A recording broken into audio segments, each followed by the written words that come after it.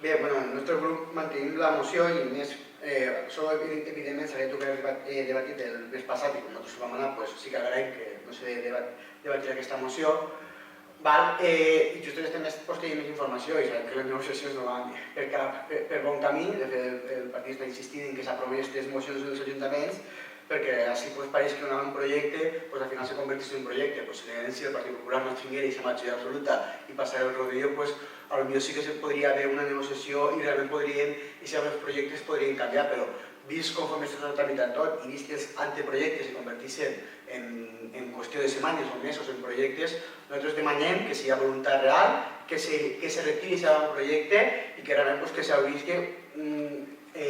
una taula de diàleg, sobretot amb els implicats, que són els ajuntaments, en la Federació Espanyola de Municipis i Províncies, en aquest cas, perquè realment si aprovem aquesta llei els ajuntaments així serem meros paripers, marionetes de lo que vulguin fer de nosaltres les comunitats autònomes i les diputacions provincials, a més d'afectar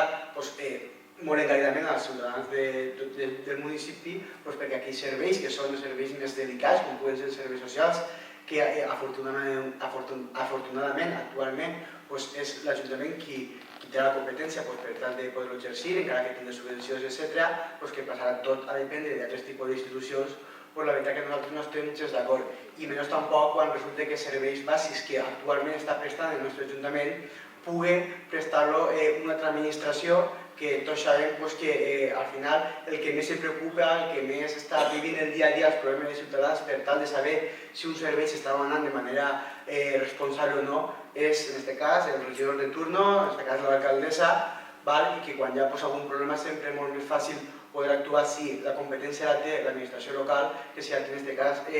la Diputació. I a més el perill que suposa que cada servei que pugui assumir una altra administració que no sigui l'Ajuntament, ells tinguin la competència en positiva i per tant alguns serveis que avui a Cines de Poble són de manera gratuïta, al passar a dependre d'una altra institució, com pugui ser la Diputació de Castelló, automàticament podrien,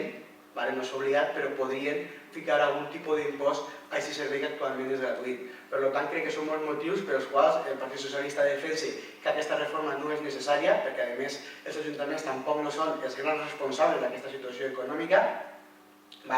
i per tant demanem que se retiri aquest avantprojecte, que se negociï, que se dialogue, perquè a més una llei d'aquestes característiques té que tindre un gran consens, perquè no és una llei per anar canviant cada 4 anys, i per tant